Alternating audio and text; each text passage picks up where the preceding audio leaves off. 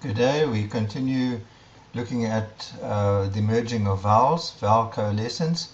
In the previous video we looked at the use of na, and in this video we are going to look at other links which end on a, and that a will then merge as was the case in the previous video.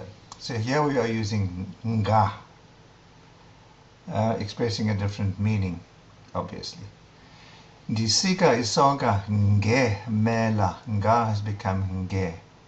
Ndihlamba izitya ngamanzi, I wash the dishes with water.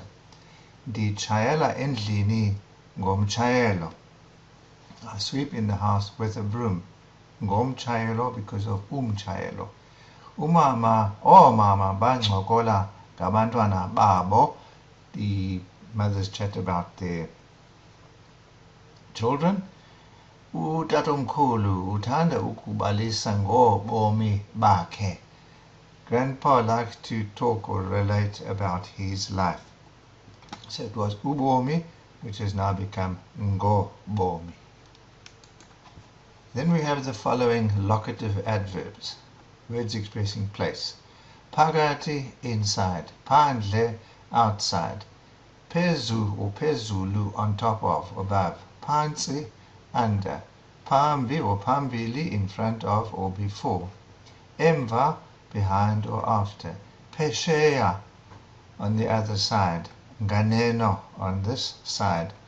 And these words are followed by the link kwa, again ending on a, of course, and this a blends or merges with the following, with the first vowel as follows. Emva kwendlu, behind the house or at the back of the house. Emva kwexesha, after the time or late. Phansi kwamanzi, under the water. And then phesheya kolwandle, on the other side of the sea or overseas. And here we have kwe, kwa, but we do not have kwo, K-W-O, because this is a non-permissible combination in IsiXhosa and will always appear as ko. When we make comparisons or express likenesses or similarity, we use a number of links, all ending on a, and we will have the same blending of vowels as we've had before.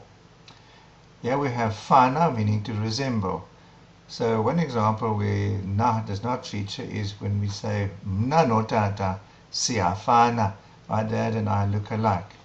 But if I look like someone or I resemble someone, ndifana no tata, because there's fana followed by na. Lingana plus na, being the same size. I'll go straight to the example where vowel coalescence occurs. Ndilingana no temba. Kuna, the dot indicates an adjective because something is happening more or less or greater or whatever the case may be than. So here we have an example. Ndimde, I am taller. Kuna and umama. So kuna and umama becomes ku no mama. Fana, resemble. Lingana, same size. Kuna, something than.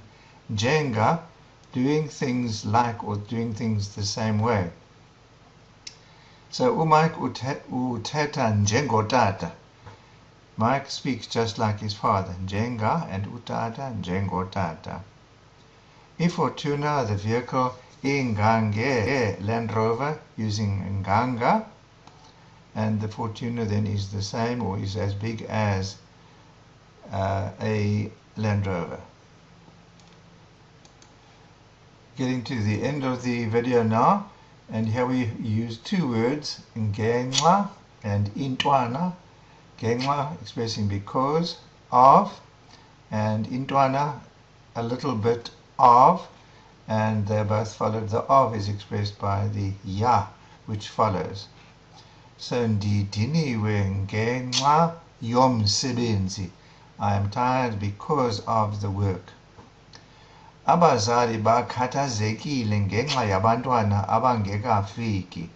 Bit of a mouthful of a sentence, but anyway, the parents are worried because of the children who have not yet arrived. Asikwazi kulala. Asikwazi ukulala ngenxa yenja. Ya and inja, yenja. Ekhonkotayo. Ekhonkotayo, the dog which barks. We cannot sleep because of the barking dog. In the small quantity, the key word, as I mentioned, is intwana, a little bit, and the ya means of. So galela intwana yobisi. As we know, milk is ubisi, so therefore intwana yobisi.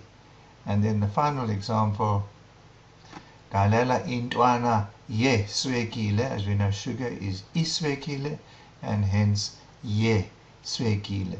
So those then are the examples of vowel merging or vowel coalescence. Very important. Enkosi.